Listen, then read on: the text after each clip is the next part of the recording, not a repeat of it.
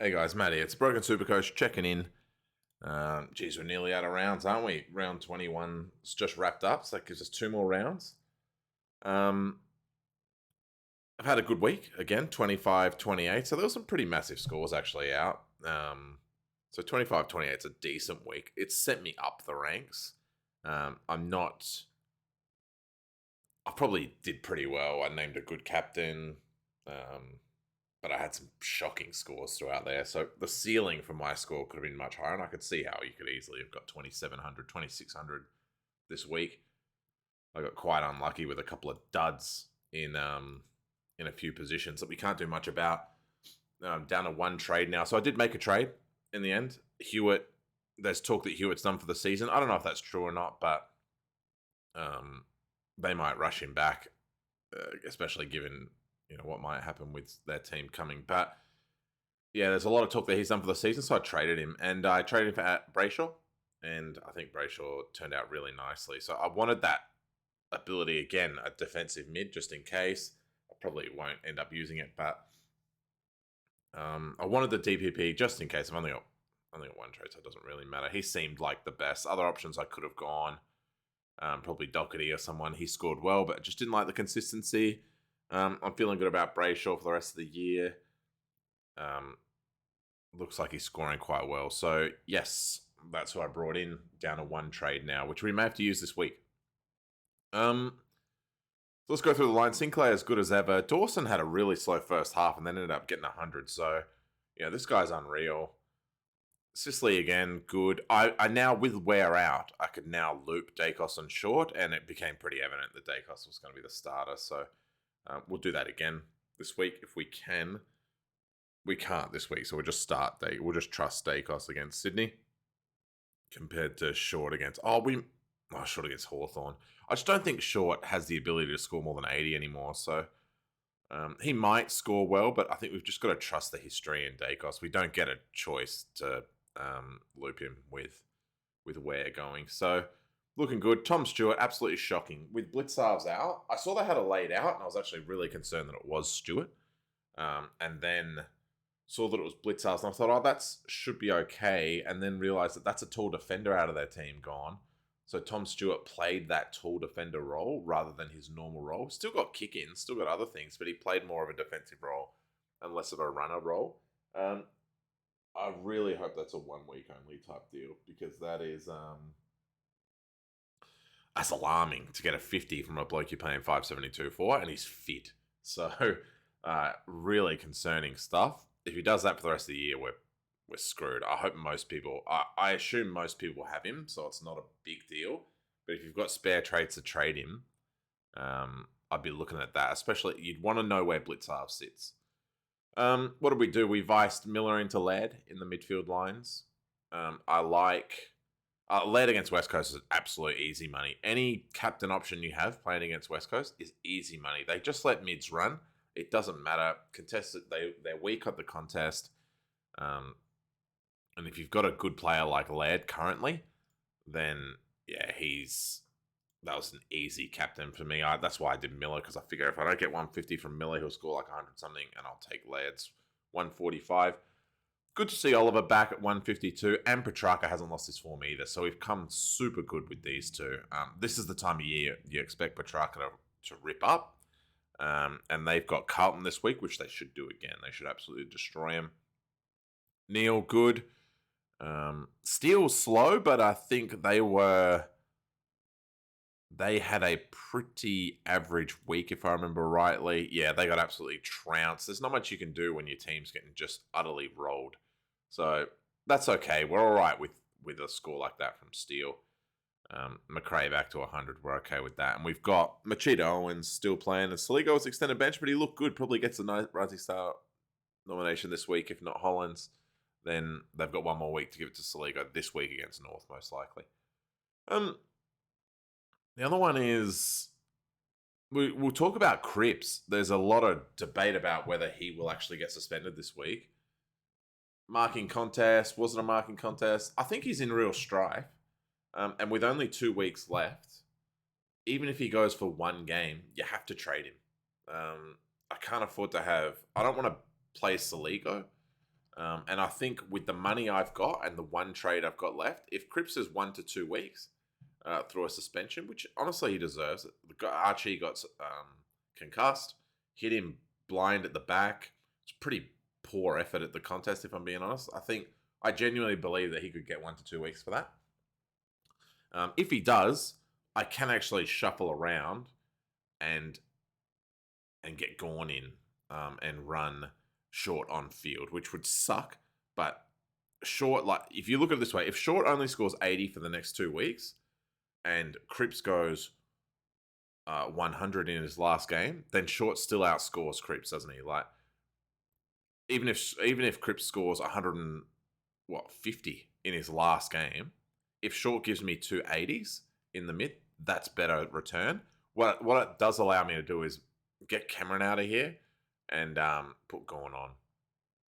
So we could probably do something like that and get the extra points out of Gorn, which we'd be pretty happy with. And that sort of allows us to not... Short won't be wasted at the end of the day there. We could also loop Short with... Because Stevens is around with Saligo. As dumb as that sounds, Saligo against North. We could do something like that. So we probably actually couldn't because we need a defender to trip around. So anyway, we'll do a bit of shuffling. We'll see what we end up with. I had reversed it, but I've seen how it plays out, and I don't mind it. Darcy Cameron. Look, they ran Cox mostly as ruck one. Cameron was in the ruck a lot. Just got torched by Jackson and Gorn. Not good enough against real rucks, and we know that. Playing Sydney this week, so he goes back to a part-timer. So he might score well against Sydney. When will they pull the trigger on Grundy? I don't know. It's a concern as well that this guy's now 450, dropping 50s at a time. So we're really concerned about that. But, he scored 100 and something last week against a team that didn't have a ruck. So who have they got? Sydney and Carlton. So two teams historically. When did he play Sydney? It must have been while Grundy was still playing. Scored 70, so we're happy with that. If he can give us another 70, that's good. The Carlton one is a real concern. He scored 93 against them last time, so who knows why that says 39 is his highest score, because he scored 93 against them earlier in the year. So if we can get 80 to 90 from him both weeks, we'll be pretty happy. The concern is that now Cox is doing a lot of ruck work, but that could have been a deliberate plan against Gorn.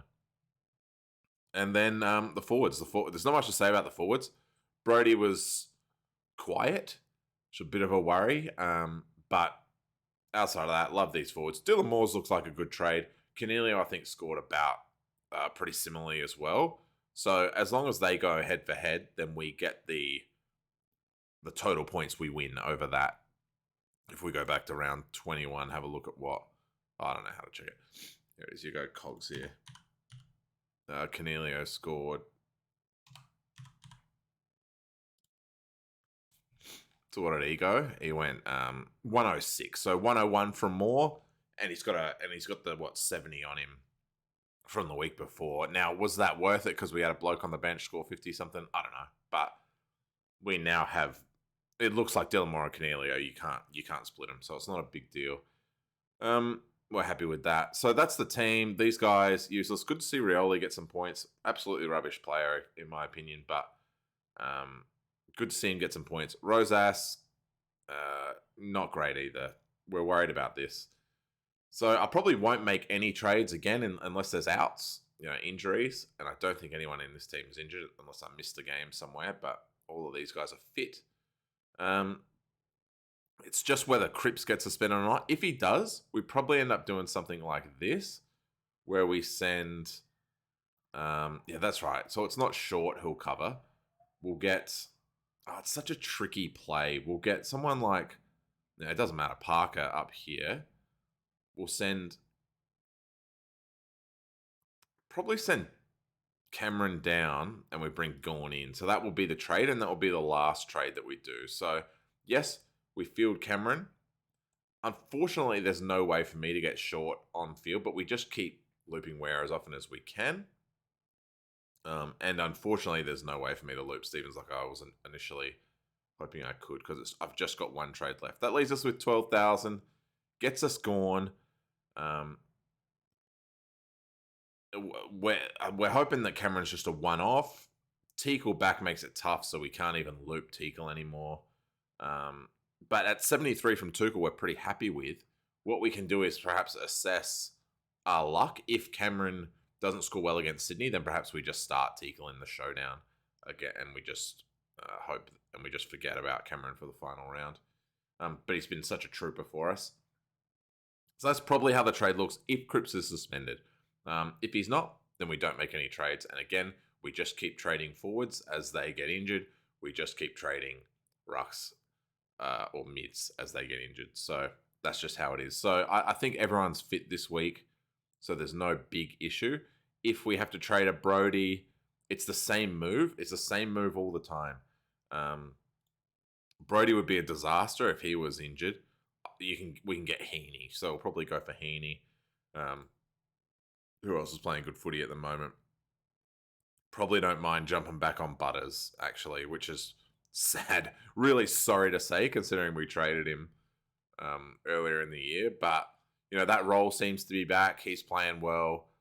He should score well against the Crows and Essendon, two very easy fixtures. So if worst case scenario, it's someone like Brody that we have to trade before the weekend, then, yeah, we do. Butters. Don't think there's anyone else to really worry about. Everyone else is just gone. So if it's, Cripps is out, McRae's out, we have the money to do Gorn. And if a defender's out, then we probably don't worry too much. Depending on how long they're out for, we actually probably don't worry too much about that because we just play short in their position. So say Stewart is out, we just play short for him. If he's out for 2 weeks, then really sorry. really, really sucks if that happens, in fairness. If Stewart is out for 2 weeks, we almost just don't trade it because we've got short. We just go without bench cover and defense, and we just hold for a forward because we just can't afford to have guys like Rioli and Rosas playing on our field this time of year. We're back up to rank 750 as well, if that. I don't think I mentioned that. So that's pretty good. Yeah, lots of people trading Cripper. For the same reason, I genuinely think he's going out, and I think you go Max Gorn. The other option you can do is go Cripps to Parrish, which I really like as well. I just like the flexibility of being able to get Cameron off the field at least, if I want to. So if say Grundy is back this week because they've realised, all right, Cameron, he's probably gone, he's probably stopped here, then we get the chance to put Teakle on because Teakle, I don't think Lysette is back yet. So Teakle's a free 70 points we'll put on in the forward line. So great. If there's no outs, will I trade Cameron entirely? I don't think I can. 488 gets me utterly no one. And I don't want to trade a bloke who's playing when there's chances I have to trade someone. So if Grundy's back, we're just going to sit with Cameron. We probably even start Teakle over him, assuming Teakle's named without Lysette, who is starting to get fit soon. Probably gets torched against Essendon though. Yeah, that's about it, really. There's not much you can talk about in these ones nowadays. Who will I run for the captain, you may ask? And I'll say probably, I think it's safe to go Neil into Laird. I think if you're not, I'm going to be serious now. I'll be real with you in this regard. We can't even do that because this guy's Saturday morning. So if I'm being honest, you should just put the captain on Laird for the rest of the year. I don't see how that doesn't work out for you. Look, I mean, this guy has not scored under 140 in the last 4 rounds. He hasn't scored under 110 since round 10. And that was his lowest score of the year, if you don't count this one, which was his first game back from a broken hand. So I think you're just safe to put the captaincy on Laird and forget about who your vice captain is, especially against North. If you want to do some sort of loop, then sure, I'd loop Laird. You get to about halftime, 3/4 time to see how that pans out. I've got Cooper Stevens I can use as the loop, assuming he's not the sub. And then if you really want, you could captain. If you've got Brayshaw, you could captain him against West Coast. If you've got Darcy, perhaps you could feel good about captaining him against West Coast. feel good about Oliver that night against Carlton, but I'll just be captaining Laird, thanks, and then I'll vice captain Neil. Worst case, yeah, I think Neil into Brisbane are good. I'm not taking anything less than 120, 110 to 120. You take, but honestly, just put the C on Laird. It's really simple. Like the bloke is flying. Sadly, it means he's going to be too expensive for us next year to start. Probably, if he drops a 140 here and then a 130 against, was it Port next week, the week after? Yeah, he might be the highest priced mid next year, and that's probably too much to ask to start a guy. So shame because I'd love to start him as M1 next year. What a player! Love to see it as a Crows man. All right. Well, anyway, cheers, guys. That's me. Thanks for watching. This time of year, it's really hard to sort of have anything to talk about. Nobody's making trades.